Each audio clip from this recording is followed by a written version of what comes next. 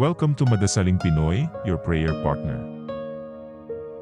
Ngayon po ay Lunes sa ikalimang linggo ng Pasko ng Pagkabuhay. Ang mabuting balita ng Panginoon ayon kay San Juan.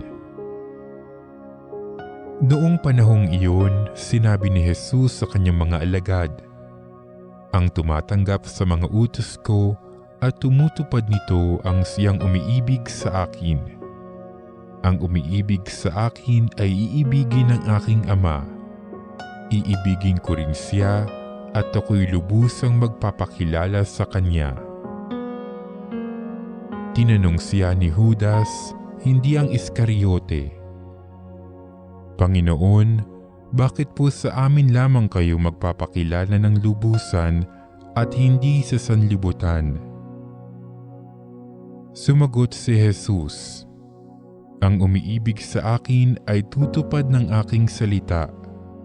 Iibigin siya ng aking Ama at kami sa kanya at mananahan sa kanya. Ang hindi umiibig sa akin ay hindi tumutupad sa aking mga salita. Hindi akin ang salitang narinig ninyo, kundi sa Amang nagsugo sa akin.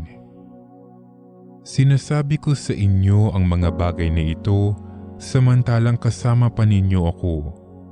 Ngunit ang patnubay, ang Espiritu Santo na susuguin ng Ama sa pangalan ko, ang siyang magtuturo sa inyo ng lahat ng bagay at magpapaalaala ng lahat ng sinabi ko sa inyo." Ang mabuting balita ng Panginoon.